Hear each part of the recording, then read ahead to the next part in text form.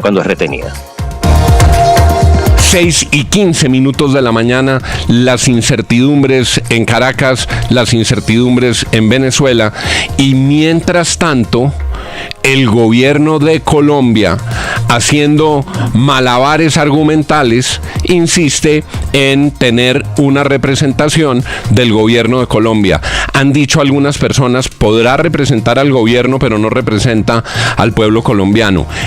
En términos de ley, el embajador de Colombia en Venezuela es un representante del gobierno, del presidente y de la República de Colombia. Así tantas y tantas voces en Colombia se expresen en desacuerdo.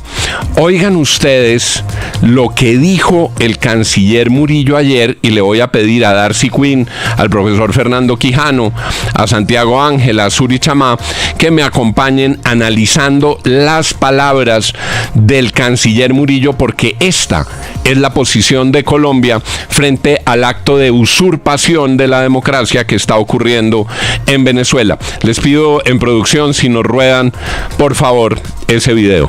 El gobierno de Colombia expresa su profunda preocupación y enérgico rechazo ante el incremento y la gravedad de las denuncias de violaciones a los derechos humanos que están teniendo lugar en Venezuela, antesala de los eventos de mañana. Primera frase, profe Quijano, es correcta. Está bien que el gobierno exprese profunda preocupación y rechazo. Digamos que si esa es la postura, si se expresa profunda preocupación y rechazo, uno supone que el gobierno va a adoptar una postura categórica. El problema, don Juan, buenos días, es que Colombia no tiene postura frente a Venezuela. Con una mano hace una cosa y con el codo hace otra. Está claro que le quieren poner una vela al santo y otra vela al demonio, claramente. El no tener un discurso claro como lo han tenido países como Chile. A mí me impresiona que Chile, un país de corte de izquierda que tiene una posición muy clara sobre lo que sucede en Venezuela. Gabriel Boric lo dijo ayer. Lo que sucede con el gobierno de Maduro en Venezuela es una dictadura. Aquí no tenemos una posición clara. Y lo dijo, soy un presidente de izquierda y rechazo lo que está ocurriendo. Siguiente, sigue el discurso. Recientes informes de la Corte Interamericana de Derechos Humanos y del Alto Comisionado de las Naciones Unidas para este tema confirman la ocurrencia de violaciones a los derechos humanos en Venezuela.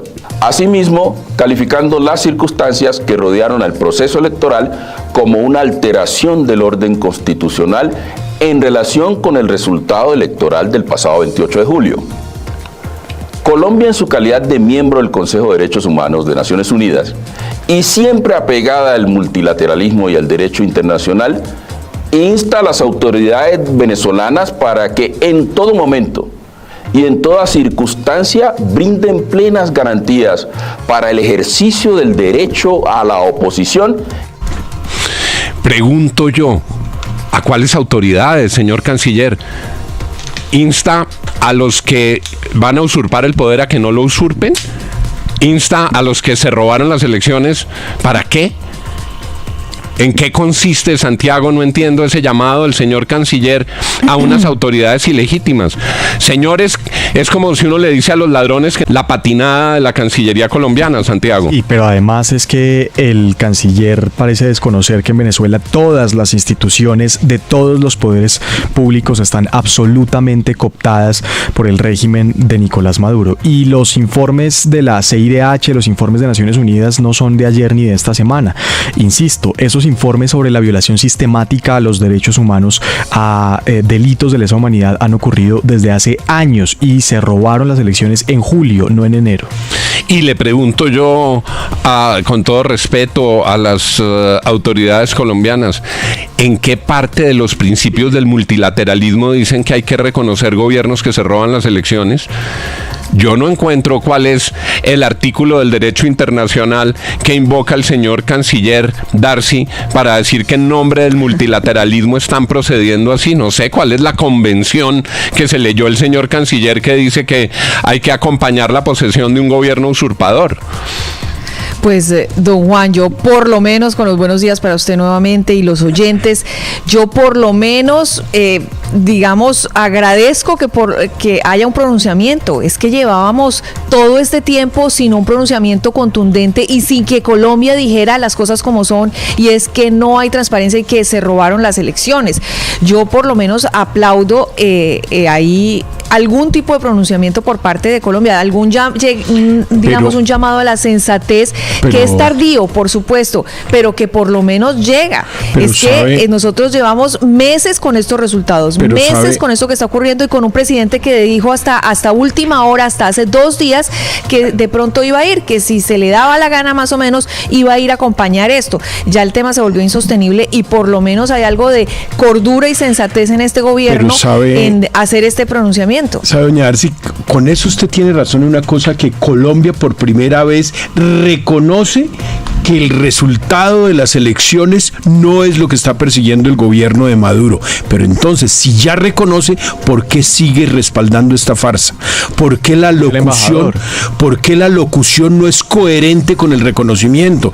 Es decir, sé que usted robó algo, pero siga disfrutando de ese robo. No lo devuelva ni resarcir a la víctima del robado. Es decir, no son coherentes. Por primera vez están reconociendo que hubo un robo electoral, pero ¿por qué no actúan en consecuencia de ese delito? Seguimos con nuestro ejemplo. Usted se robó el televisor de mi casa, pero venga, yo lo acompaño a la sala de su casa televisión, para que sigamos viendo televisión. Sigamos con el discurso del canciller.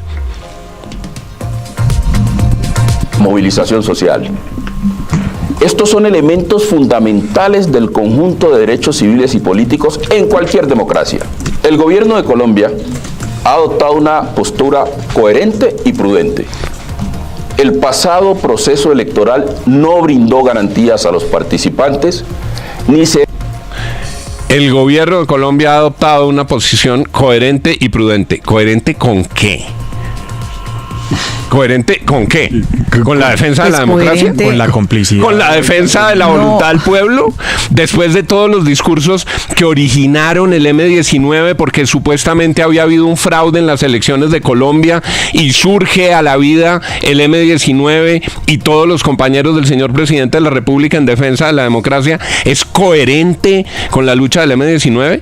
¿Es coherente con los discursos sobre la defensa de la democracia? ¿Es coherente con los discursos sobre la transparencia electoral? Le pregunto con todo respeto al señor canciller, ¿coherente en relación con qué, Darcy? Pues coherente con relación a lo... la verdad, esa ha sido la posición del presidente Gustavo Petro, que ha sido cercano al régimen de Maduro, pero por Dios, él estuvo en el entierro de Chávez, yo lo vi, lo entrevisté varias veces cuando ganó Chávez, cuando hizo la constituyente, fue un asiduo visitante de Venezuela y muy cercano tanto a Hugo Chávez como a Nicolás Maduro, es decir, ha sido coherente con eso, coherente con la posición del presidente frente a Venezuela. Que usted está dando una clave que es muy interesante. ¿Será que es coherente, por ejemplo, con la protección de estatus del ELN que está en Venezuela y que se requiere para el proceso de paz total? ¿Será que es coherente con lo que inició desde el gobierno de Juan Manuel Santos, en que para mantener abiertas unas mesas de negociación deben contar con el salvoconducto y el beneplácito del gobierno de Venezuela, y temen que si endurecen su posición frente a Venezuela se les dañe, profesor Quijano, coherencia, una mesa de negociación, un tinglado que ya han montado, pero coherencia también en doña Darcy, don Juan, coherencia también en su actuar con malandros, ¿no? En Colombia se ha actuado con unos personajes oscuros que no han dado, ni siquiera han aportado nada de paz, y se sigue coherente con una cosa que no tiene sentido. Con el gobierno de Venezuela se sigue coherente en una cosa que no tiene sentido. Pues razón tendrá, son coherentes en el mal actuar. Abren ustedes un camino, son coherentes en la postura de defensa de un régimen que ha violado los derechos. Sigamos con el canciller. Uno esperaría al canciller que dijera, oiga, ya tenemos datos de que las elecciones fueron irregulares, que los resultados fueron otros, y rectificamos nuestra posición y no vamos a asistir a esta posesión. Correcto. Sigamos con el señor canciller. De acuerdo con lo establecido en las leyes y la Constitución de la República Bolivariana de Venezuela, no fueron unas elecciones libres, sin actas públicas ni transparentes. Colombia no reconoce los resultados electorales en Venezuela. Paren ahí. No fueron unas elecciones libres. Colombia no reconoce los resultados. Ahí está todo. Colombia no reconoce los resultados porque legitima a quienes van a usurpar los resultados. Esa frase del canciller está buena. Hacer camisetas electorales. Esa frase del canciller está buena. El canciller tiene razón en esa frase. ¿Sí? Lo que me temo es que sea la frase del canciller para salir a la campaña electoral y él decir, no, yo sí dije que estaba contra el dictador. No, yo sí estuve en desacuerdo. El canciller mostrará este pedacito. Pero la República de Colombia tiene, por una parte, una afirmación tan importante del canciller, afirmación correcta, señor canciller, pero esa afirmación no produce, Santiago, el resultado que sería consecuente con advertir lo que está diciendo el canciller. Juan, es que este video que publica ayer tarde en la noche el señor canciller, para mí también nace de una falta de coordinación con el presidente de la República. Yo no estoy muy seguro de que el presidente esté de acuerdo con estos mensajes, de que haya conocido esta publicación previamente y de que la soporte, porque lo que vimos ayer diciendo a Petro durante toda la tarde, incluso cuando los medios de comunicación estaban hablando de la detención de María Corina Machado, es que eso era fake news, y la posición del presidente de la República, a pesar del canciller que se lo dijo en privado, a pesar de Laura Sarabia, es hasta hoy enviar como representante oficial del gobierno colombiano al embajador en Caracas. El canciller dice una cosa que para mí no tuvo el conocimiento y la coordinación previa con el presidente de la República. 6:26, seguimos con el discurso del señor canciller y lo estamos haciendo porque es que los ojos del mundo están puestos hoy en la usurpación del poder en Venezuela. Entonces uno se pregunta, ¿cuál es la línea y cuál es el mensaje que envía la presencia del representante del gobierno de Colombia ante Venezuela, que es su embajador? Oiga, yo tengo una pregunta, don Juan. ¿Cuándo el canciller tuvo la certeza con la que habló en este discurso? ¿Cuándo se dio cuenta por fin que las elecciones habían sido ilegales, que los datos no son, que habían sido irregulares? ¿Cuándo? ¿Hoy? ¿Ayer? ¿O siempre se dio cuenta y esperó hasta el último momento? ¿Cuándo? 6:27, sigue el señor canciller. Como lo expresó personalmente el presidente de la República, Gustavo Petro, por estas y otras razones no asistirá al acto de posesión presidencial de mañana. Esta decisión, además, está fundamentada. Pare, el señor presidente por esto no asistirá. Bien, señor presidente, entendemos. Y es una respuesta correcta que el señor presidente no vaya. Pero que el señor presidente no vaya no basta. Porque es que el señor presidente tiene representantes, Juan Carlos Iragorri. Juan, es que además se encuentra una incoherencia. Fíjense ustedes esto. Yo acabo de estar en una reunión con los corresponsales extranjeros con José Manuel Álvarez, el ministro de Asuntos Exteriores de España. Y lo primero que dijo es que ayer parece ser que el primer gobierno del mundo, dijo él, que rechazó lo que estaba pasando con María Corina Machado y que dijo que no iba a enviar a nadie a la posesión de Nicolás Maduro en el día de hoy, fue el gobierno español, que además está actuando en coordinación con la Unión Europea, los 27 países de la Unión Europea. Me refiero a incongruencia, uso esa palabra porque es curioso, el gobierno español es un gobierno de izquierdas, encabezado por Pedro Sánchez. Pedro Sánchez es un hombre próximo a José Luis Rodríguez Zapatero, expresidente que es cercano a Nicolás Maduro, y sin embargo no está mandando absolutamente a nadie, como ningún país europeo, a la toma de posesión. Luego entonces es bastante extraño que un gobierno de izquierda como el de Colombia haga lo que está haciendo, no tiene ningún sentido. Sigue el señor canciller, gracias Juan Carlos, sigue el canciller. Esta decisión, además, está fundamentada en el compromiso del gobierno de Colombia con los principios democráticos, el respeto a los derechos humanos y la búsqueda de una solución política, incluyente y democrática para Venezuela. Desarrollamos la relación bilateral con Venezuela desde una visión de Estado. Desde las diferencias y coincidencias seguiremos fortaleciendo los mecanismos de diálogo binacional de los pueblos. Eso es lo que debe prevalecer independientemente de los ciclos políticos y coyunturales de cada país. Debido a las 6:29. Entonces, resulta que para que los pueblos puedan mantener un diálogo hay que legitimar al régimen que usurpó la voluntad del pueblo venezolano. ¿A qué pueblo se referirá Darcy, el señor canciller, Santi, profe? Porque dice el diálogo de los pueblos. El pueblo venezolano no quiere ese régimen porque votó por Edmundo González. Entonces, ¿a qué diálogo de los pueblos se referirá el señor canciller? Lo que pasa es que el gobierno colombiano, como el resto del mundo, no tiene la certeza de que caiga Nicolás Maduro, es decir, de que el régimen vaya a caer justo en este momento. Eso es algo que se puede tomar tiempo, y yo creo que también el canciller, el presidente Petro, están pensando en todos los intereses que tienen en Venezuela. Es que realmente de todos los que están tirando la puerta, nosotros somos los vecinos. O sea, no se nos olvide, nosotros somos los vecinos de el país Venezuela. Las consecuencias, doña Darcy, de lo que pasa en Venezuela son directas. Las recibimos nosotros. 1.200 kilómetros, y se habla, frontera porosa, por eso, todo. Tenemos 5 millones de venezolanos viviendo en Colombia, y se habla de un éxodo posible de otros 7 más, lo primero que van a hacer es llegar a Colombia con las cosas buenas y malas que eso trae para nuestro país. Entonces, a mí sí me parece que eso hay que también trabajarlo y cuidarlo y mirar cómo se hace con guantes de seda. Ya nosotros tiramos la puerta en otros gobiernos, ya nosotros los mandamos para el carajo, tiramos la puerta, sacamos a nuestro embajador. ¿Y qué pasó? ¿En qué ayudó eso? ¿Qué cosa trajo para buena? Eso es verdad, y fíjese que además la decisión del gobierno de abrir la frontera comercialmente también ha sido buena, porque ahí se han generado unos recursos importantes que hace años no veíamos para empresarios colombianos y venezolanos en la frontera. Pero es que aquí nadie está diciendo que el presidente Petro tiene que hacer lo que hizo Boric, que es cerrar la embajada, acabar definitivamente la relación diplomática.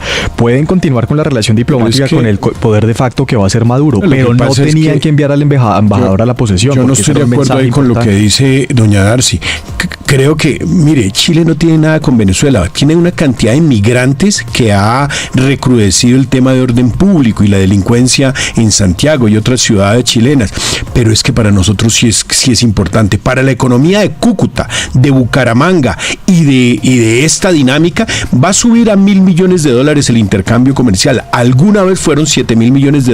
A mí me parece que uno puede tener tensión diplomática, malas relaciones, pero el comercio va por otro lado. Estados Unidos le vendía petróleo a Japón cuando sucedió Pearl Harbor. Es decir, a mí no me parece que se van a romper relaciones ni llamar embajadores. Eso me parece que fue uno de los errores de Iván Duque a mí no me parece eso. Yo creo que ustedes se están dando en un punto.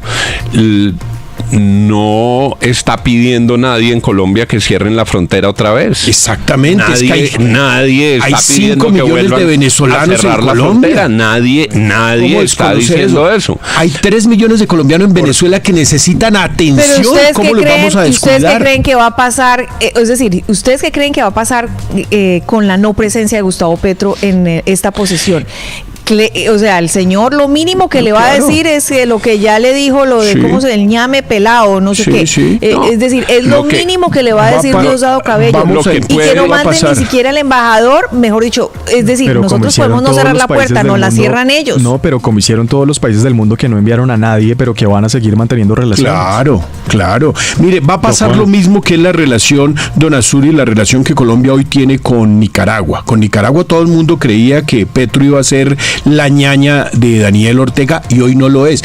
Va a entrar en esa misma etapa. Eso es lo que hay que tratar de analizar, es cuáles van a ser las relaciones colombo-venezolanas ya después de este discurso del canciller. Don Azuri.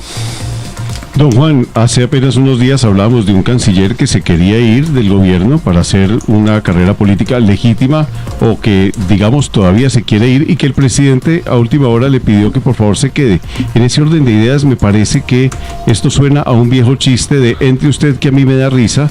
En pocas palabras, el Petro le dice, por favor diga esto porque es que a mí me queda un poquito incómodo, pero hay que decirlo. Es decir, estamos escuchando algo que tuvimos que haber presenciado hace 6 meses, pero que a última hora, pues finalmente hay que decirlo, a la manera de prenderle una vela a Dios y otra al diablo. Y como es tan incómodo para el presidente Petro, pues que lo diga el canciller.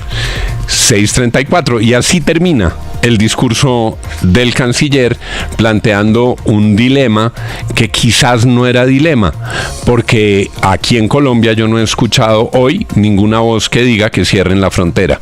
Así remata el discurso del canciller. Relación económica, comercial, social, cultural, humanitaria y de seguridad que impacta a ciudadanos de ambos países, Colombia ha decidido responsablemente mantener las relaciones bilaterales con Venezuela, lo que no significa un aval a los resultados electorales.